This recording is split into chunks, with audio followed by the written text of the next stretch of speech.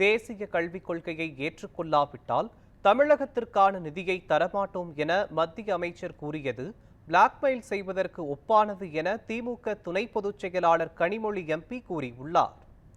முதலமைச்சர் மு.க.ஸ்டாலினின் 72வது பிறந்த நாளை முன்னிட்டு சென்னை எழும்பூரில் சென்னை கிழக்கு மாவட்ட திமுக மகளிர் அணி சார்பில் நலத்திட்ட உதவிகளை திமுக துணை பொதுச் செயலாளர் கனிமொழி எம்பி வழங்கினார். அதன்பின் செய்தியாளர்களுக்கு பேட்டியளித்த அவர் மொழி போராட்டத்தில் உயிரிழந்தவர்களை மறக்கக்கூடாது என்று கூறினார். தவேக 2ஆம் ஆண்டு தொடக்கத்தை முன்னிட்டு அக்கட்சி தலைவர் விஜய்க்கு வாழ்த்து தெரிவித்தார்.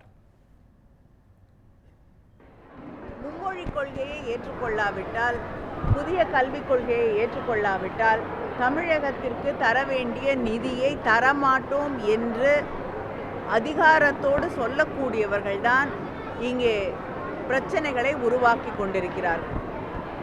தமிழ்நாடு என்றாலே ஒரு இளக்காரம், தமிழ்நாடு என்றாலே எங்களுக்கு வாக்களிக்க மாட்டார்கள், அதனால் அந்த மக்களுக்கு எந்த திட்டங்களையும் செய்யக்கூடாது என்ற அந்த எண்ணத்தோடு செயல்படுவதுதான் பிளவை ஏற்படுத்துமே தவிர உரிமைகளுக்காக பேசுவது, போராடுவது என்பது எந்த பிளவையும் ஏற்படுத்தாது, சமூகத்தை ஒன்றிணைக்கும். சில நாட்களுக்கு முன்னால் தான் கட்சி தொடங்கி முதல் ஆண்டு கொண்டாடிய நிகழ்வு நடந்தது என்று நான் நினைக்கிறேன். அவர்களுக்கு என் வாழ்த்துக்களை தெரிவித்துக் கொள்கிறேன்.